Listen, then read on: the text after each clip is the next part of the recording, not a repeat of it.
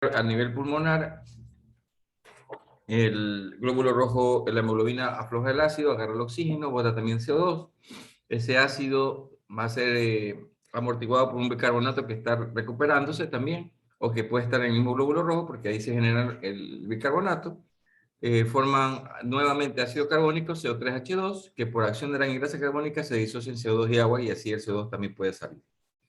Hemos dicho que si hay alguna situación que obstruya la salida del CO2, se va a producir una acidosis respiratoria. Y si hay alguna situación en donde expulsas más CO2 de lo normal, se puede producir una alcalosis respiratoria. Que los riñones son una alternativa frente a la gran cantidad de ácidos que puede haber en el cuerpo para poderlo eliminar. Habíamos puesto el ejemplo del enfisema pulmonar, en donde no puede salir CO2, hay una acidosis respiratoria, pero el riñón puede hacer el proceso compensatorio. También puede ocurrir lo contrario, pero ya vamos a entrar a la otra parte, porque el otro componente que me ayuda a regular el exceso de ácido son los riñones, que había dicho un compañero aquí. Pregunta, busquemos por internet, por favor, un gráfico, o de las compañeras que tienen, en donde, donde podemos ver el mecanismo renal para la eliminación de ácidos. Pongan uno de esos gráficos, sobre todo con respecto al bicarbonato. De pronto en las diapositivas, porque justamente el tema de mecanismo Pongamos Magdalena, para ver si encontramos uno de esos gráficos ahí.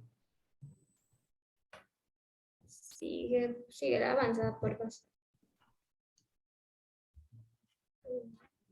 Más ahí. Ya, vamos a ver Solo ese que, gráfico. bueno, ahí, bueno, Vamos, sí, sí. vamos a ver el gráfico. Aquí tenemos algunas cosas interesantes, ¿no?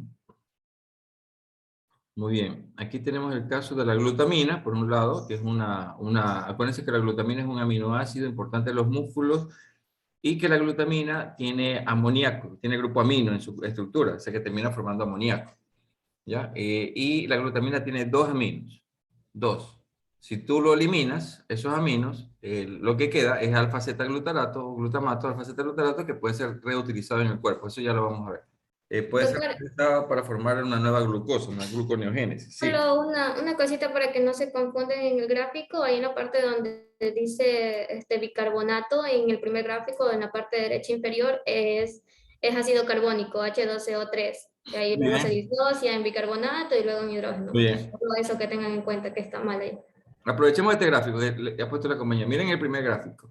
Lo que está de amarillo es la luz tubular, es decir, donde se está formando la orina. Lo que está de amarillo.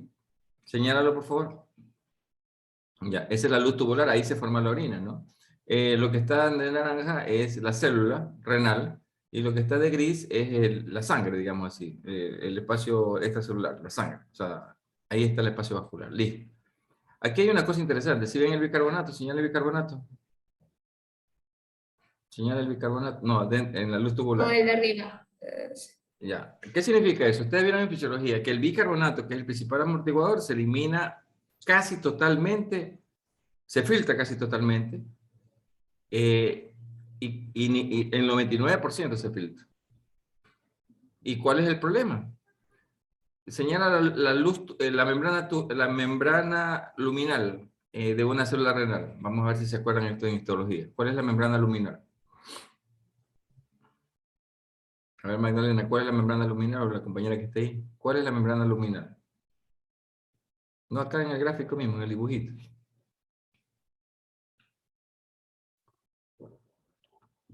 ¿Alguno de ustedes me puede decir cuál es la membrana luminal?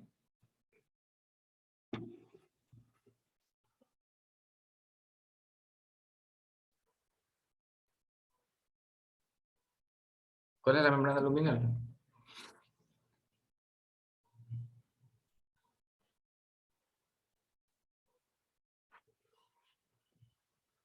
La membrana luminal es impermeable al bicarbonato. Es decir, se está botando bicarbonato y de remate no lo puede recuperar, sabiendo que el bicarbonato es importante para poder neutralizar los ácidos. No lo puede recuperar. ¿Qué es lo que sucede? Fíjense ustedes, miren el gráfico. El bicarbonato está siendo expulsado. ¿Bien? Y la célula renal está botando ácidos, que es lo correcto. Acuérdense, cuando una orina bota ácido y potasio. No, estoy en la luz tubular, estoy en la luz tubular. Estoy botando, estoy produciendo orina. Ya, ese es el bicarbonato y ese es el ácido que se está produciendo, correcto. Y ahí se forma, la unión de los dos forma ácido carbónico. Recuerden lo que yo he dicho, el bicarbonato no se recupera. La membrana es impermeable al bicarbonato. Para poder meter de nuevo, ese se tiene que convertir en ácido carbónico, como ven aquí, y en esta membrana luminal, celular renal, hay anhidrasa carbónica. Y esa anhidrasa carbónica transforma el ácido carbónico en CO2 y agua, como ustedes pueden ver en el gráfico. El CO2 sí puede entrar a la célula. Y como la célula tiene anhidrasa carbónica, ese CO2 se une con el agua y forma ácido carbónico, H2CO3. Aquí es la corrección que hay que hacer. H2CO3, ácido carbónico. Y ese ácido carbónico se disocia en ácido, que es lo que está eliminando constantemente, que es el H. El ácido es el H. El H, fíjense, a ver, el señalador, por favor, el H. Se elimina constantemente para producir orina. Se elimina al exterior. El H se elimina al exterior para seguir produciendo orina. Y el bicarbonato, que es la otra parte del ácido, se recupera, vuelve a entrar a la sangre, a seguir amortiguando la producción de los ácidos. Se recupera. Si ven, esto ocurre a nivel renal. El bicarbonato se filtra totalmente, es impermeable, pero busca la estrategia de poder volver a ingresar. Esta es una vía. Otra vía que hay, que es directa. Si hay bastante CO2 en la sangre, quédate ahí por favor donde está el cursor. Si hay bastante CO2 en la sangre, ¿sí? Ese CO2 puede entrar directamente a la célula renal. Exacto. Y al entrar a la célula renal se une con el agua, forma bicarbonato, forma ácido carbónico. Lo mismo que acabamos de ver. Ese ácido carbónico se disocia en ácido, eliminas el ácido, el H, eliminas el ácido y vuelves a recuperar bicarbonato. Chus, no tengo el cursor, si no le podría ayudar yo con esto. Déjame ver cómo tengo el control, porque ese es un problema que tengo. A ver, En la parte de arriba dice sí, en opciones de vista. sí, eso es lo que quiero ver. Lo que pasa es que esta computadora, a ver, ahí está ya. Dame un minuto. Ya. No sé si pueden ver. Todavía lo tienen, ¿no? Sí. Ya no importa. Bueno, en total, lo que les quiero decir es que el cuerpo puede recuperar el bicarbonato de dos formas. Por un lado, cuando lo estás produciendo como orina, lo conviertes en CO2 y lo recuperas. Y por otro lado, si el cuerpo está produciendo mucho CO2, directamente pasa de la sangre a la célula y como tienen grasa carbónica, forma ácido y forma bicarbonato y lo recupera. Punto. Bien. El bicarbonato es el que amortigua los ácidos. Muy bien. Ese es el mecanismo renal. Doctor, disculpe, me parece que ya tiene el control del cursor, Ya según tengo acá. todo. Ya, mijo, ya, gracias. Igual ya les expliqué. Ya es cuestión de que ustedes también lean si les interesa el tema, ¿no? Muy bien. Eh, sigamos. ¿Alguna pregunta hasta aquí? Si es que tienen alguna pregunta.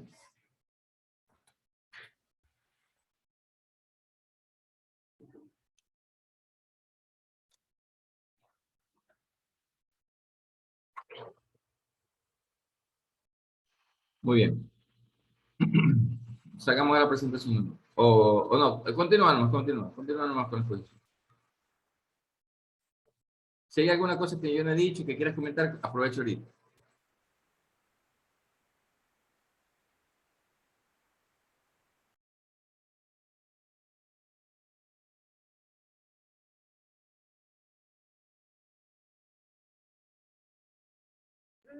De pronto lo del tamponamiento de fosfatos que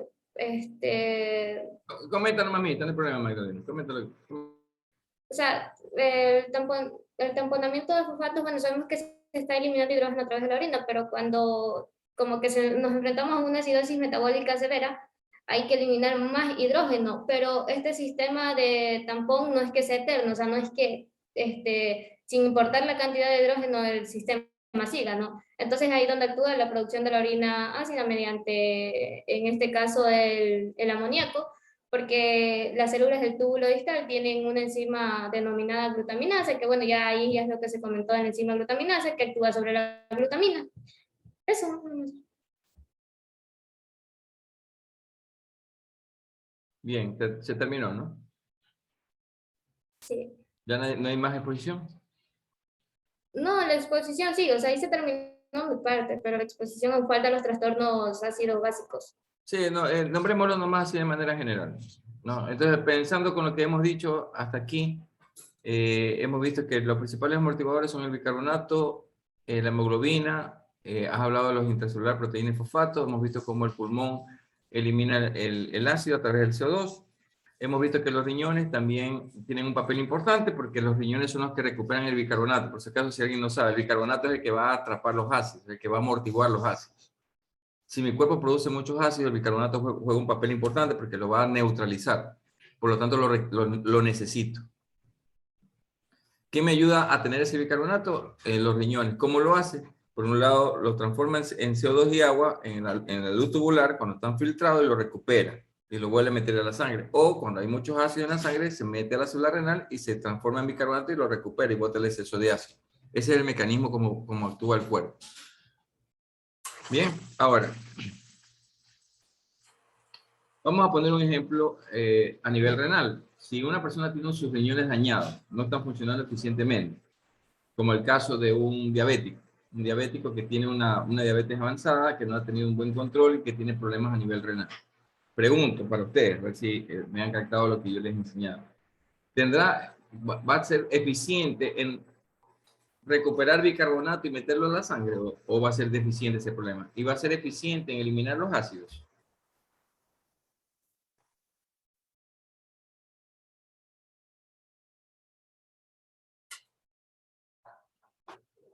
¿Alguien tiene idea de lo que estoy preguntando?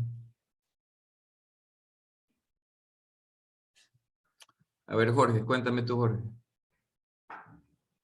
A ver, como sabemos, los diabéticos tienen problemas renales, entonces ahí, o sea, tendrían un problema para compensar lo que sería, o sea, los riñones son uno de esos mecanismos que nos permiten, ¿no? Lo que es compensar el control o sea, del ácido base, no, no es compensar, pero bueno, no sé si me entienden. ¿Pero qué recupera, Jorge? ¿Qué es lo que recupera?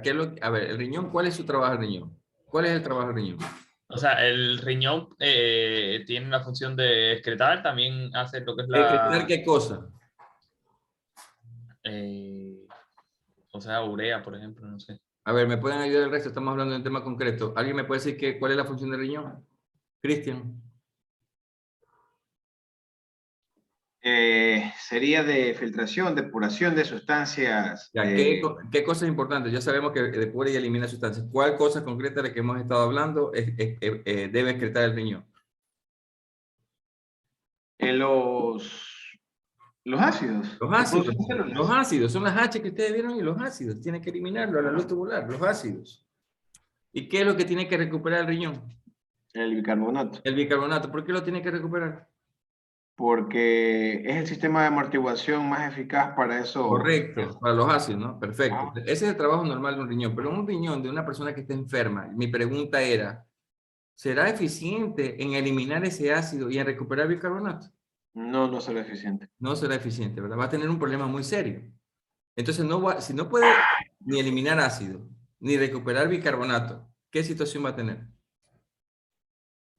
Una acidosis ¿Una acidosis qué tipo? ¿Respiratoria o metabólica? Metabólica. metabólica. Metabólica, ¿verdad?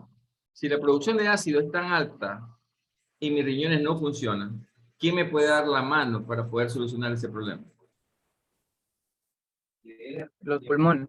Los pulmones, por eso que ustedes ven ahí la respiración de Kussmaul, que tienen que haber leído ya en semiología. Hay una hiperventilación, comienza a botar más CO2 de lo normal, para compensar el exceso de ácido que el cuerpo produce, porque no tiene suficiente bicarbonato y está cargado de ácido, porque no puede trabajarlo a nivel renal. Esto son conceptos básicos realmente. Esto de aquí ustedes ya lo conocen, por eso ya no voy a entrar más en detalle. Simplemente ya era una revisión rápida para recordarles el tema, nada más. O sea, no se compliquen, ya es cuestión de cada uno elegir, ¿no? Pues ya les he dicho que estos temas deberían saberlos, dominarlos bien, pero bueno, ya les estoy diciendo dónde deberían intervenir y leer, ¿no? Entonces tenemos ahí, hay varios mecanismos. Bueno, si tengo una diarrea irreversible, estoy perdiendo bastante bicarbonato. Ya vimos en la primera clase donde se produce el bicarbonato. Si estoy perdiendo mucho bicarbonato, voy a tener un problema de acidosis metabólica. Si yo estoy botando bastante ácido por un vómito incoercible, el problema es una alcalosis metabólica. Si yo tengo una intoxicación por alcohol metílico, acuérdense que el alcohol metílico sufre todo un proceso químico y se transforma en ácido, en formaldehído, el ácido fórmico, formol, es una acidosis metabólica. Si estoy tomando muchos medicamentos para una gastritis, alguna de estas cosas, alcalosis metabólica. Una intoxicación con aspirina, ácido acetilsalicílico, acidosis metabólica, etcétera, etcétera, etcétera. Ya no entro más en detalles. Hemos visto lo que son las acidosis, lo que son las alcalosis, los mecanismos compensatorios y he puesto ejemplos. Bien, se terminó el capítulo. ¿Alguna cosa más que quieran comentar sobre este tema?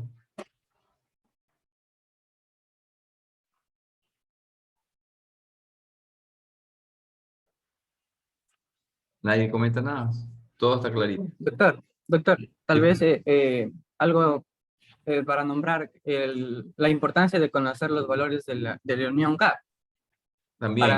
para poder hacer diagnósticos diferenciales de los Pero, pacientes. sí, pero yo la pregunta a mí, Conocer ese valor que venía dado del resultado, ¿no? De la sumatoria entre el sodio y los dos, el cloro y el bicarbonato. ¿Se le puede poner la positiva, por favor, ahí para que se explique un poquito mejor?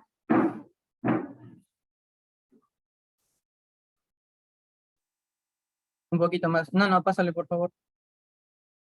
Hay una imagen. Más.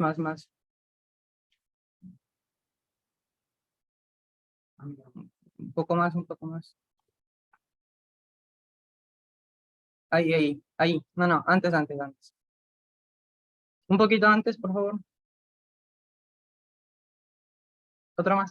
Ya, bueno, ahí igual sí se ve. Que nosotros podíamos ver que, como vemos en el líquido extracelular, están los cationes más importantes, el sodio y los aniones, que tenemos el bicarbonato, y también había un grupo que eran los no medidos, ya que no tenían tanto valor práctico, pero que son muy importantes para saber, para poder nosotros crear un diagnóstico diferencial, ¿ya?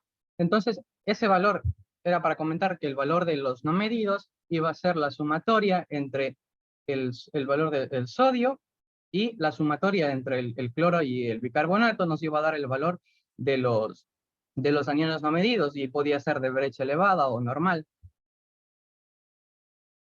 Y bueno, ahí se ven las imágenes. muy bien, Pedro. Y aprovechando un poco los datos, a ver, ya sabemos el pH que es 735, 745. ¿Cuál es la PO2 que ustedes conocen?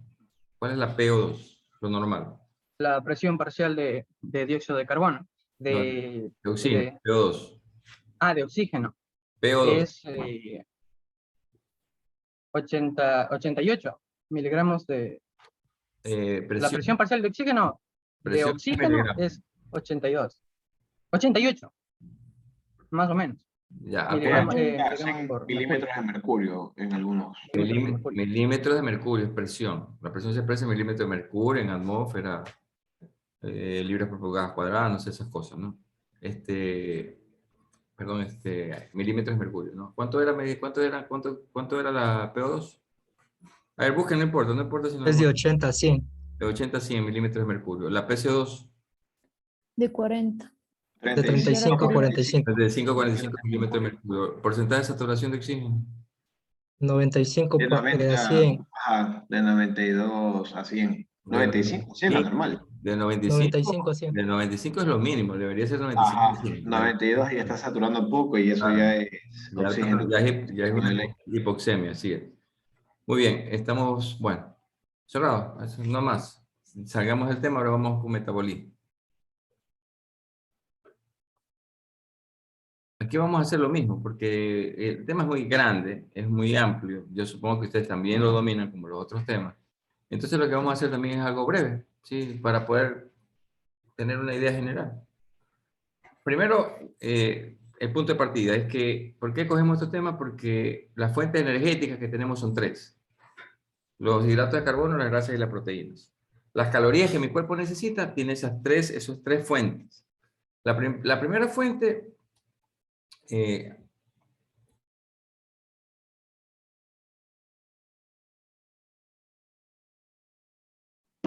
Doctor, está con el micrófono apagado. sí, mijo, ya, gracias. La primera fuente es de hidratos de carbono, que es 55 a 60%, acuérdense, ¿no? La segunda son las grasas, 25 a 30%, y la tercera, las proteínas, un 10 a 15%. Eso que digamos como que promedio, ¿no?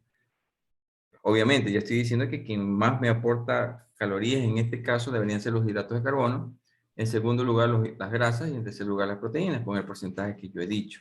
Este porcentaje va a variar, por supuesto, ¿no? Si yo tengo un problema metabólico como la diabetes, mi problema es con los hidratos de carbono. Entonces yo no voy a apuntar al 60% de hidratos de carbono en mi dieta, sino más bien al 55, 50 o hasta el 40%, dependiendo de la gravedad de la situación con que me encuentro. Si mi problema es con una hiperlipidemia, una hipertrigliceridemia, etcétera, obviamente que quien debo restringir son las grasas. Ya no voy a apuntar al 25-30%, ya no al 30%, sino al 25%. Y de las grasas voy a predominar las grasas monoinsaturadas más que las otras. Y en el caso de las proteínas, lo normal es 10 a 15%, pero si tengo una situación de desarrollo y de crecimiento, como en el embarazo, como en la adolescencia, por poner ejemplos, ¿no? O un proceso metabólico, una enfermedad muy crónica de mucho desgaste, quemadura, desnutrición crónica, evidentemente que ya el porcentaje de proteína ya no, o deportista de alto rendimiento ya no va a ser al 15%, podría aumentar al 20%, un poco más. Es decir, que esos ajustes se hacen en función de los requerimientos de la situación en que se encuentra en un momento determinado el cuerpo, ¿no? Kimberly, nosotros cuando comenzamos la clase, vamos a comenzar uno por uno, a desglosarlo uno por uno. Los hidratos de carbono.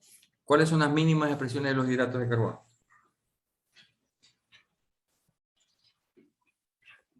Las mínimas expresiones. Sí. Ácido libre. ¿Perdón? Ácido libre y glicerol. Los monosacáridos. A ver, Adriana Romero. ¿Cuáles son las mínimas expresiones de los hidratos de carbono? Monosacáridos. ¿Cuáles?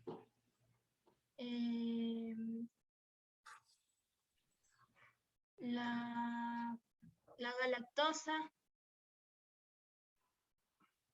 A ver, ayúdame, Lisette.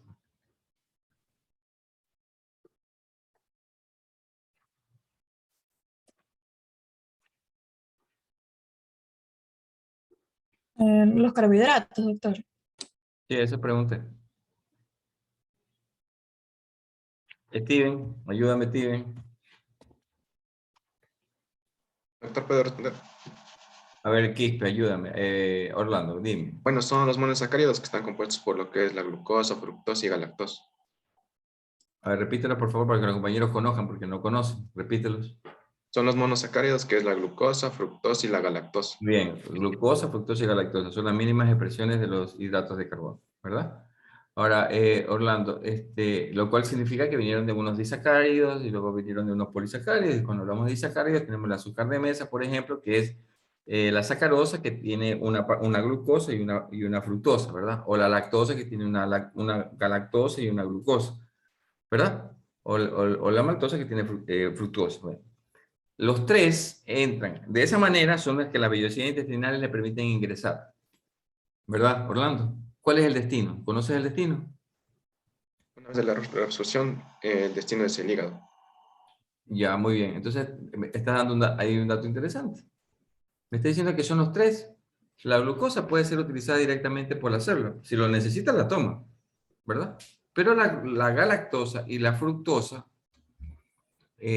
tienen que pasar primero por el hígado, que está diciendo en este momento Orlando. ¿Para qué? Para sufrir una reingeniería, digamos, un término pedagógico. ¿Por qué? Si ustedes se ponen a revisar un poco química, la bioquímica, se van a dar cuenta que la glucosa, la fructosa y la galactosa tienen la misma fórmula. ¿Cuál es la fórmula de la glucosa? Mayerly, ¿cuál es la fórmula de la glucosa? Fórmula de la glucosa.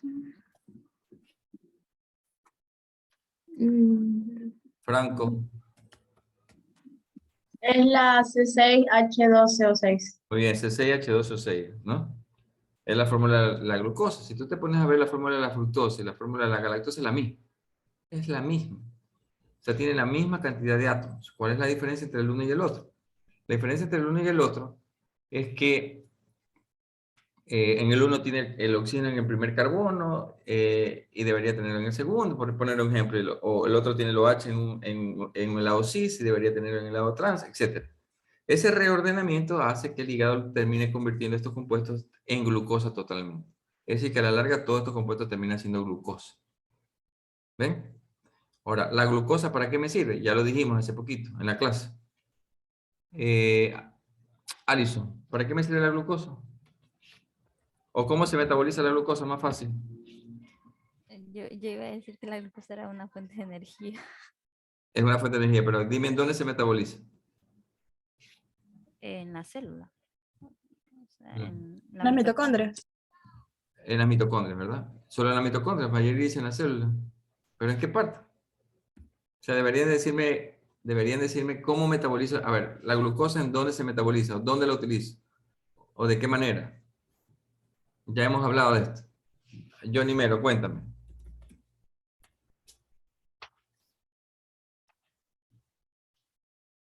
La verdad no tendría idea, doctora. No sabes, Johnny. O sea, sé que es en la célula y ¿Pero cómo? en la mitocondria. ¿Cómo se llama ese metabolismo?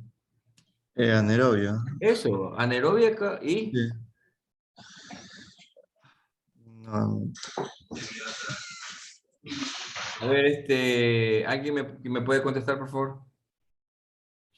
La glucosa se puede metabolizar mediante, o sea, lo que es con la utilización de oxígeno y sin utilización de oxígeno. Muy bien. ¿Cómo se Anaerobio y aerobio. Muy bien. Excelente. Anaerobio a nivel de la mitocondria y anaerobio, que es el caso del eritrocito como claro ejemplo, que este va a producir el ácido láctico. Muy bien, perfecto. Ahí está, ¿no? Aeróbico y anaeróbico. Aeróbico cuando usa la mitocondria, anaeróbico cuando no usa la mitocondria, que solamente en el citoplasma ocurre el proceso, ¿verdad? Produce ATP en pequeñas cantidades para una actividad de poca duración y el precio es formar un ácido que se llama ácido láctico. ¿Es así o no es así, Anaí? Sí, doctor. Bien, ahí está el resumen del metabolismo de la glucosa. Para eso va la glucosa. La glucosa va a la célula. Puede quedarse, cuando ustedes recuerdan que la glucosa tiene 6 carbonos, cuando entra a la célula con 6 carbonos, se va a terminar descomponiendo en 2 compuestos de A3, que se llaman ácido pirúvico. ¿Cómo se llama este proceso de convertir un compuesto que vino con 6 carbonos en 2 de A3? ¿Cómo se llama? ¿Cómo se llama ese compuesto? Entra a la célula con 6 y termina convirtiéndose en compuesto de A3 que se llama ácido pirúvico piruvato. Glucólisis. Glucólisis. Glucólisis. Tú mismo, Carlos. Glucólisis. ¿Verdad? Si ustedes estudiaron bioquímica, saben que la glucosa entra, se convierte en glucosa 6-fosfato, fructosa 1,6-bifosfato, gliceraldehído 3-fosfato, etcétera, etcétera. Y termina fosfonolpiruvato, enolpiruvato, bueno, etcétera, etcétera. Termina convirtiéndose en piruvato. Son 10 pasos. En piruvato. Eran 6, glucosa, ahora se le llaman ácido pirúvico. O piruvato, si quieren ponerlo. Ácido pirúvico o piruvato. ¿Verdad? La transformación de glucosa en ácido pirúvico se llama glucólisis, dicho el compañero.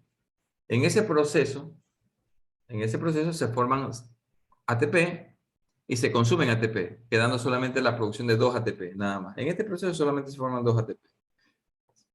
Si el proceso se queda hasta ahí, nada más, el problema es que este ácido pirúvico se convierte en ácido láctico. Si ustedes se ponen a ver la fórmula, es la misma fórmula. ¿Cuál es la diferencia entre la una y la otra? Es que el ácido láctico recibe hidrogeniones de los transportadores. Pónganse, si ustedes se ponen a ver la fórmula, es más, búsquenme por favor una fórmula de ácido pirúvico en ácido láctico para poderlo entender. Porque estamos hablando del metabolismo de los hidratos de carbono. A ver. Búsquenme cualquier fórmula y me la comparten en la pantalla. Ácido pirúvico en ácido láctico.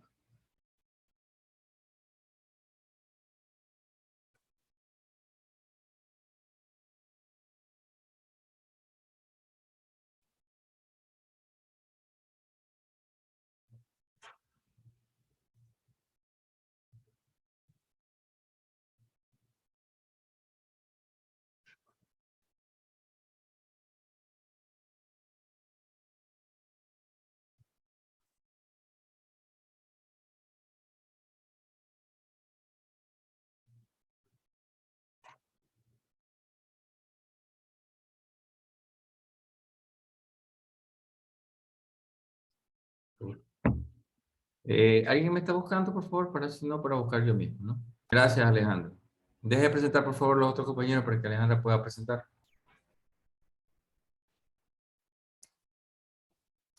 Perfecto, aunque está medio incompleto, pero bueno, no importa. Ácido pirúvico son 3 carbonos. Perfecto, está bien. Miren, miren este gráfico. Miren el ácido pirúvico, señala mi hijita el ácido pirúvico, toda la fórmula, ¿no? Tiene 3 carbonos, lo que yo he dicho, 3 carbonos. Bien. Y como es un ácido, el ácido en el extremo tiene un oxígeno, un oxígeno y un OH, el extremo. El tercer carbono, señálalo, por favor.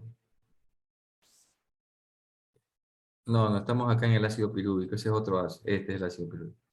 En el tercer carbono, que es realmente el primero, tiene un oxígeno a un lado y tiene el OH al otro lado. No, miren chicos, hay 3 carbonos, ¿no? Tienen 3 carbonos. Carbono 1, 2 y 3. En el carbono 1, que es el que tiene el oxígeno con un doble enlace y el OH pegado a ese carbono, ese es el carbono 1. El carbono 2 tiene un oxígeno con doble enlace. ¿Se dan cuenta? Ese es el ácido pirúvico. Ese ácido pirúvico se convierte en ácido láctico, que está al otro lado. Fíjense ustedes en el otro lado. ¿Qué es lo que ha pasado? Simplemente al oxígeno que tenía doble enlace se le ha unido un hidrógeno y por el otro lado se le ha unido el otro hidrógeno. Es decir, se ha llenado de hidrógenos. Es la misma fórmula, sino que se ha llenado de hidrógeno. ¿Sí ven? ¿De dónde salieron esos hidrógenos? Los trajo un taxi que se llama NAD. ¿Sí ven el NAD? Antes era NDH. El H viene y se lo dejó a la fórmula. Y luego se regresó vacío. Este ácido láctico lo que ha hecho es recibir los hidrogeniones o los hidrógenos que traían estos transportadores. Es lo mismo. ¿Cuál es el problema del ácido láctico? Que cuando hay mucho ácido láctico, puede servir como sustrato para producir nueva energía, inclusive para formar nueva glucosa, la gluconeogénesis, pero cuando hay mucho ácido en poco tiempo, bloquea la ruptura de la glucosa. Acuérdense que la glucosa se convierte en ácido pirúvico, ¿verdad? Y en ese proceso de glucosa, ácido pirúvico, ya se está formando ATP. Luego este ácido pirúvico se mete en la mitocondria. Pierde un carbono y se quedan 2 que se llama acetil. Viene una enzima, un compuesto que se llama coenzima A y le coge la mano y lo mete en el ciclo de Krebs y va a producir bastante ATP. Ese es el mecanismo. La glucosa en ácido pirúvico, en ese proceso ya formó ATP. Y este ácido pirúvico metiéndose en la mitocondria va a producir más ATP. Pero si yo bloqueo esto, que no se puede romper, pregunto, Steven, ¿va a haber ácido pirúvico si yo no lo puedo romper? No, porque no se va a degradar. No hay Ácido ácido pirúvico, si no ha habido ese proceso. ¿Ha habido producción de ATP? ¿Va a haber producción de ATP? Steven. No. No va a haber producción de ATP, ni en la primera parte, ni en la glucólisis, ni en la mitocondria.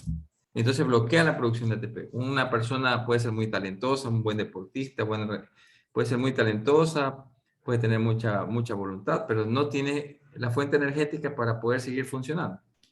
Y hasta ahí llegó. Entonces ahí tiene un ejemplo, ¿no? Pero fíjense ustedes, mirando el mismo gráfico. Si a ese ácido, la presencia de la acumulación de ácido láctico le entra oxígeno, el oxígeno, aquí mismo, el ácido láctico, por favor, señálame el ácido láctico. Abajo está el nombre, ahí abajo dice ácido láctico, exacto. Si a este ácido láctico le llega el oxígeno le quita los hidrógenos. En forma H2O, le quita los hidrógenos. ¿Y en qué se convierte si le quito los hidrógenos? María Varela, ¿en qué se convierte este ácido láctico si le quito los hidrógenos? En el ácido pirúvico. Correcto, en ácido pirúvico. Por eso es que los trabajos aeróbicos, después de la producción de una gran cantidad de ácido láctico, los trabajos aeróbicos, o sea, la incorporación de oxígeno, ayuda a reducir los niveles de ácido láctico. Y lo puedes convertir en ácido pirúvico. Y el ácido pirúvico puede producir energía a nivel celular, porque sigue el camino, puede seguir el camino de la mitocondria. O puede ser revertido hacia atrás para dar lugar a la formación de nueva glucosa. Por eso es que el ácido láctico puede formar nueva glucosa. El ácido láctico, ¿se acuerdan del ciclo de Cori? El ácido láctico puede ir al hígado, puede ser un sustrato para formar la nueva glucosa. Listo. Salgamos de aquí.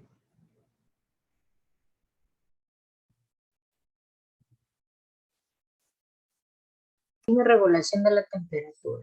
¿De cuál es? Kimberly? ¿Qué El es? 68 es metabolismo y regulación de la temperatura. Ya, que también deberían leerlo. Miren por ahí. El 69 es metabolismo de los lípidos, el 70 metabolismo de las proteínas.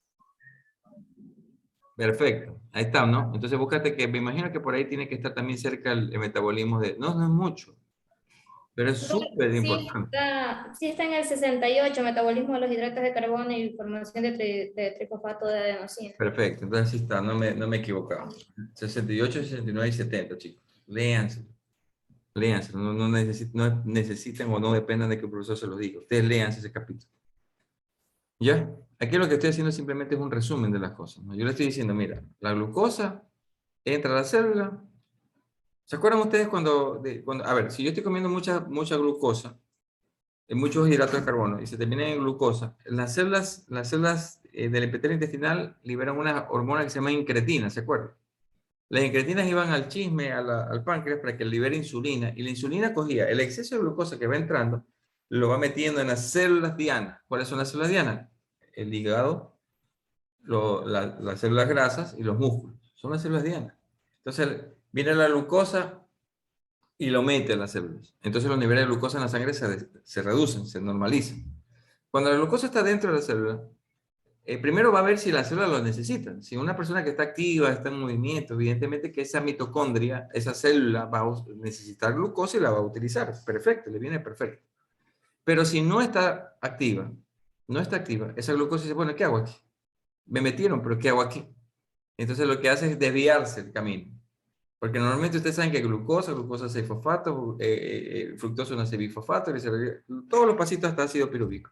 Pero al ver que no necesita, llega de glucosa 6-fosfato y se desvía a glucosa 1-fosfato. ¿Y qué termina formando? Glucógeno. O sea, la glucosa se termina convirtiéndose en glucógeno. Y ese es un tanque que se va llenando, pero tiene un límite. Tiene un límite. Llega un momento que ya no más. Y sigue con el camino. Si ustedes se pueden ver, sigue el camino glucosa 6-fosfato, llega hasta glicerol 3-fosfato, porque ya no puede entrar más. No lo va a utilizar la mitocondria. Glicerol 3-fosfato. Ese glicerol se puede unir con los ácidos grasos que están libres y forman triglicéridos. Y se forma la nueva grasa. Eso es la lipogénesis. Formación de nueva grasa. Y viene el proceso de engorda. Ustedes han escuchado que comer mucha glucosa engorda. Ahí está la explicación. Come tallarín, come fideos, come arroz, come todo lo que sea dulce. Azúcares. Se meten como glucosa, sigue este camino, glicerol, 3-fosfato, glicerol, encuentra ácidos grasos libres, se unen, triglicéridos, nueva grasa, lipólisis. ¿Sí ven? Ahí tienen los mecanismos, ¿no? La glucogenosíntesis, formación de glucógeno, la glucólisis, transformación de glucosa en ácido pirúvico, la lipogénesis, la formación de nueva grasa, la lipogénesis. Proceso contrario, el que podríamos tener nosotros ahora, bueno, ahora ya no, porque con la pandemia ustedes sí tienen tiempo para ir a desayunar, pero antes cuando estaban en la universidad no desayunaban. Venían de dormir, la última comida lo tuvieron el día anterior a las 5 o 6 de la tarde, pasaron tantas horas en la madrugada, llegan a la universidad, se mueren de hambre y llega un momento que ya no se mueren de hambre. ¿Cuál es la razón? No has desayunado, llega la hora del almuerzo y ya no tienes, te mueres de hambre al principio, pero después de 2 horas ya no tienes hambre. ¿Cuál es la razón? La gluconeogénesis. La gluconeogénesis. Entonces vienen los otros procesos. Entonces, como mi cuerpo necesita energía, entonces coge el glucógeno, lo transforma en glucosa y lo pone a circular en la sangre. En el caso del hígado. En el caso del músculo, lo usa él mismo. No desaprovecha su glucosa. En el caso del hígado, dice, a ver, este señor necesita energía, necesita glucosa. ¿Dónde tengo la reserva? Lo tengo guardado como glucógeno. Lo transformo en glucosa y lo pongo a circular en la sangre. Eso es lo que pasa en las madrugadas, cuando estamos durmiendo. Estamos usando nuestra reserva de glucógeno. Eso es lo que nos pasa en el día cuando estamos despiertos. Estamos usando nuestra reserva. Pero no solo ese es el mecanismo que utiliza, también utiliza la gluconeogénesis. Entonces que los niveles de glucosa comienzan a bajar. Entonces el cuerpo responde produciendo nueva glucosa. ¿Cómo hace la nueva glucosa? Revierte el proceso. Entonces busca los sustratos, la materia prima para formar nueva glucosa. Una, el lactato que viene de la producción del cuerpo, de los eritrocitos, dijeron el ciclo de Cori. usa el lactato, que lo convierte en ácido pirúvico y comienza el paso hacia atrás para formar nueva glucosa. O lo utiliza la mitocondria como ácido pirúvico. 2. Cuando el cuerpo necesita grasa, necesita energía, la grasa es una solución. Entonces comienza a romper los triglicéridos y quedan ácidos grasos libres. Y glicerol, por supuesto. El ácido graso libre entra a la mitocondria y produce energía. Ahí están los cuerpos cetónicos. Y el glicerol que quedó, ¿qué pasa? Ese glicerol que quedó se mete por la cadena, como te acuerdas del glicerol 3-fosfato. Se meten por ahí y luego se revierte el proceso hasta formar nueva glucosa. Y las proteínas, por ejemplo los aminoácidos, pueden terminar transformándose en ácido pirúvico por cualquier mecanismo realmente, porque no solamente ese. Ahí tienes el otro, el alfa-cetoglutarato, cualquier mecanismo a nivel de ciclo de Krebs, se mete por cualquiera de esas vías y luego salen de la vía, como sal acetato, van directamente a fosfonol piruvato y se van hacia atrás para formar nueva glucosa. Es decir, hay varios mecanismos para formar nueva glucosa. Pero ¿qué hace? O usa las grasas, ya lo dije, o usa las proteínas, que lo estoy diciendo, para formar nueva glucosa. Entonces el cuerpo no se queda sin energía. El cuerpo no se queda sin energía. Necesita glucosa y busca los mecanismos. Uno es la lipólisis, destrucción de las grasas para que queden los insumos para producir energía y formar nueva glucosa. 2, el glucógeno, la glucogenólisis, que es la destrucción del glucógeno para convertirlo en glucosa. ¿Ya? Y la otra es que la gluconeogénesis, que es la formación de nueva glucosa a partir de los sustratos que hemos mencionado, que pueden ser tanto de origen de la grasa como de origen proteico, como el caso de los aminoácidos. El cuerpo no se queda sin glucosa, busca todos sus mecanismos.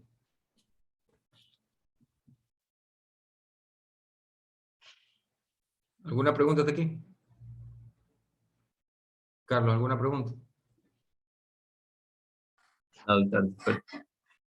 ¿Ya? Entonces miren todos los mecanismos que tienen para que el cuerpo busque la forma. Por eso es que tú ves que te mueres de hambre en un momento y después de 2 horas ya no tienes hambre. ¿Por qué? Porque ya tu cuerpo se encargó de degradar las fuentes que tenía para poner a circular en la sangre la glucosa suficiente para que ese estímulo de aumento del apetito ya no se dé.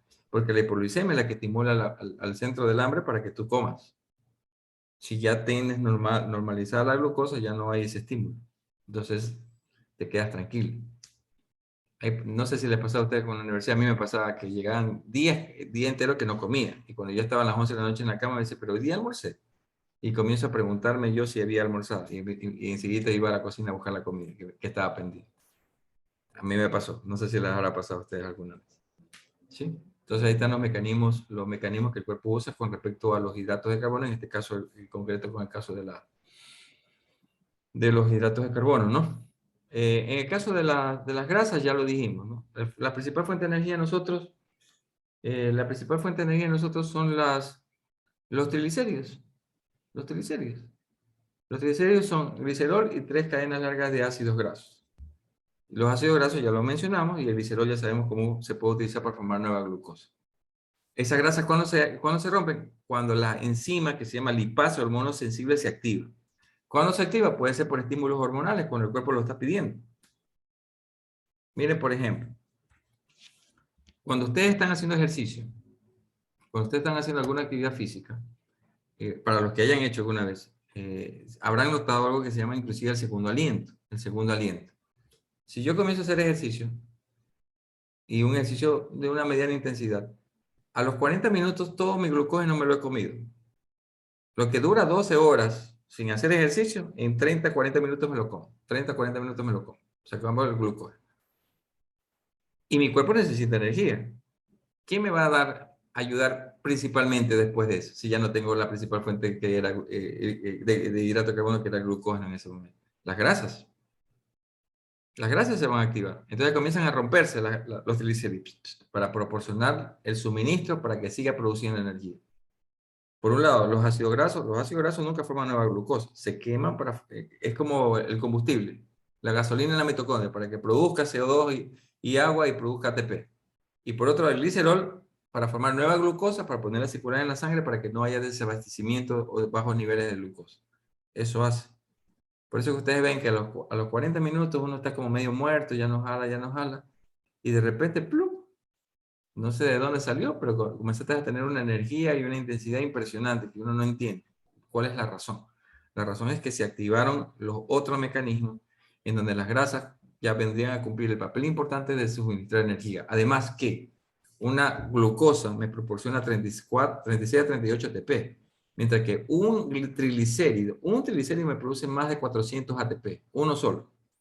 Porque Doctor, una pregunta. cada cadenita, ya tomas un ratito, cada cadenita me proporciona entre 330 y 140 ATP. O sea, la producción de energía es impresionante. Dime, Tomás.